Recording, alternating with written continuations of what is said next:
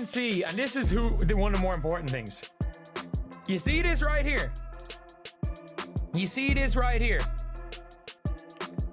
This is Caitlyn's agent. This is Caitlin Clark's agent. Take a close look at that moment. Tune out the background, the fans, the jerseys, the bright lights, and focus on what's really happening. While most of the cameras were locked on Caitlin Clark speaking with members of the New York Liberty, the real headline, the one with the power to shift the WNBA's balance, was quietly unfolding beside her. Standing there in the tunnel was her agent, Erin Kane. And make no mistake, that appearance was no accident. It was deliberate. What you're about to uncover isn't just another rumor of a star player feeling unhappy. This dives far deeper. This is a story about how one of the most influential agents in the business might be leveraging the most powerful tool a player holds, the negotiation of a new collective bargaining agreement. And with that, crafting what could become the most significant move in WNBA history. It's the hidden narrative, connecting an injury, a few telling quotes from a coach, and a growing wave of unrest across the league. We're going to unpack this entire strategy step by step. If you're looking for the truth, the version you won't get from mainstream sports media, go ahead and hit that like button. That tells us you want more in-depth breakdowns like this. To grasp the brilliance behind this maneuver, you need to start with the motivation. Someone like Erin Kane doesn't make a public appearance like that without a plan.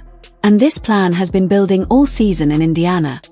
What started as small cracks in Caitlin Clark's relationship with the Indiana Fever are now becoming visible fractures. It begins with the injuries. Clark has missed 10 games so far this year, 5 due to a left quad strain and 5 more with a groin issue.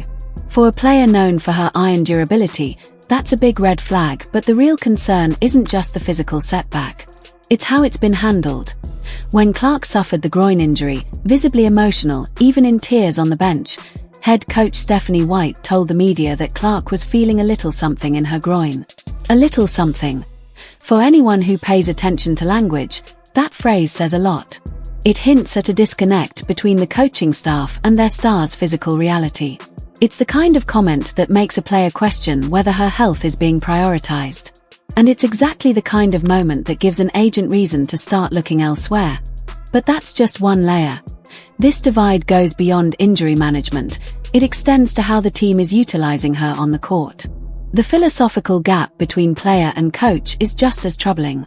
You've likely seen it during games, but it's the post-game words that truly expose the rift. Clark herself said it best: "I think we need to do a better job of getting me the ball in transition. I think there's a balance of playing me off the ball and also putting the ball in my hands. That's when I'm at my best." That's not ego. That's a generational player giving a clear and honest read on how to unlock her full potential. So, how did the coaching staff respond? Stephanie White has often said she prefers having 2 ball handlers on the floor and doesn't want Clark pressured full court for 94 feet every possession. Now pause and connect the dots. Your franchise player, the one boosting TV ratings and filling arenas, tells you her strength is playing with the ball in transition. And the response? Worry about full court pressure. That's not just a tactical difference. That's a fundamental misalignment, or worse, a dismissal of what makes your superstar unique. And that's the spark to ignite everything. When a player feels unseen, unheard, and underutilized, the next call they make is to their agent. Which takes us back to that now famous tunnel moment at Barclays Center. It wasn't a casual post-game conversation. It was a public signal. You had Caitlin Clark, the discontented face of a franchise. Opposite her, the reigning champions, the New York Liberty, with their head coach Sandy Brondello and superstars Breanna Stewart and Sabrina Ionescu, and right at the center of it all, Erin Kane, the agent with the power to shift the league. This wasn't random. This was the beginning of something major. And many of you watching caught on from the moment that photo surfaced. We have just seen the New York Liberty players after the game meeting up with Caitlin Clark. It is Stewie, it is Sabrina Ionescu, there is Sandy Brondello. And by the way, Stewie is not leaving New York the rest of her career. That is one thing that I will be 99% sure of. The Stewie is not leaving. New York. Sabrina is not going to leave New York. I think there is a 50-50 chance Caitlin Clark leaves Indiana after her rookie season. That tunnel interaction just a casual exchange, or a carefully calculated message directed at Indiana's front office, signaling that time might be running out? Share your thoughts below. Because when a high-level agent like Erin Kane makes her presence known this publicly, it's rarely just about a new deal. It's a move to gain control of the entire situation, and right now, she's focused on the most powerful asset a player can use to shake the foundation of the league, the collective bargaining agreement, also known as the CBA. For those unfamiliar with the behind-the-scenes operations of the WNBA, think of the CBA as the league's foundational rulebook. It's a comprehensive contract agreed upon between the league and the players' union that sets guidelines for player salaries, trades, contract terms, benefits, and most crucially, how free agency works. Here's the game-changing detail. The league and the union have officially opted out of the previous agreement, and negotiations for a brand new CBA are underway right now. This means the entire balance of power in the WNBA is currently being restructured, and agents like Erin Kane are absolutely at the table. This is where the real strategy kicks in. This isn't just about frustration in Indiana. It's a larger play for influence. Some may argue that Clark, still under her rookie contract and not eligible for free agency until 2028, has no real leverage. But that's short-term thinking. While others are playing checkers, Kane is playing chess.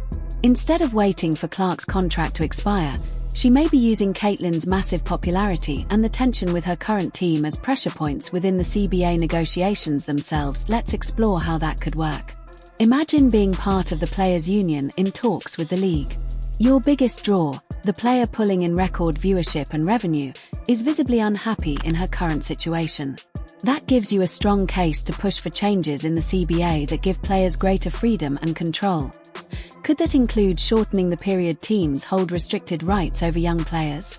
Could it introduce new clauses that allow players on rookie deals to request trades more effectively? We don't know the final terms yet, but this is how strategic leverage works behind the curtain. A smart agent doesn't just think about one client's next move, they try to shift the rules that govern all players. By making Caitlin's tension with Indiana so visible, Kane is setting the stage for the new CBA to solve this problem, conveniently in a way that benefits her client. And this isn't happening in a vacuum. There's a storm brewing that's about to flip the league upside down, the free agency explosion of 2026. This part is flying under the radar, but it's the context that makes this whole situation even more powerful. According to insiders, an unbelievable 87.5% of the 2025 WNBA All-Stars will become unrestricted free agents in 2026. Yes, you read that right. Nearly 9 out of 10 All-Stars will hit the open market at once. That means no team control, no matching rights. These stars will be free to sign wherever they choose. This is no small shakeup, it's a seismic shift. Super teams could form overnight. Franchises could collapse just as fast. It will be the most transformative moment in league history. Now ask yourself, is Caitlin Clark and Erin Kane's public maneuvering just a coincidence? Or are they making their moves before that tidal wave hits? This isn't just about one player wanting a better role or a different team. This is about setting a precedent for how superstars can wield power going forward.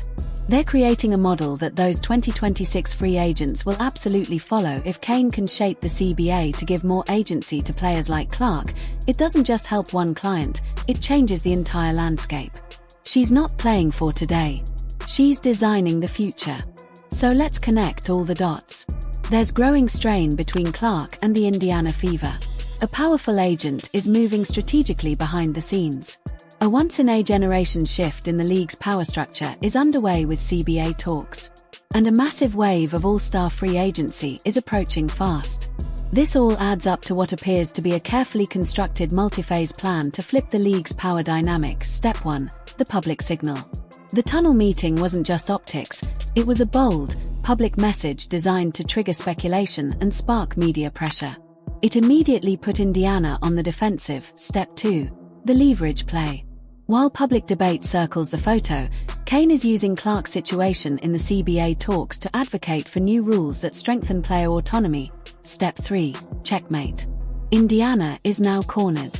They either fight a media battle against the most popular athlete in the league, a losing fight, or they're forced to negotiate earlier than expected.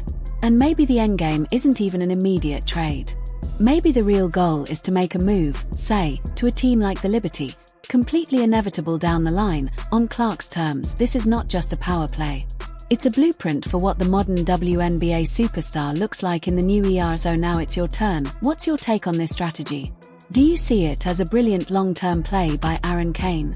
Or is this a dangerous gamble that might backfire? If you enjoyed this type of breakdown that pulls back the curtain and connects the hidden pieces, don't forget to subscribe and hit that notification bell. We've got more deep dives coming.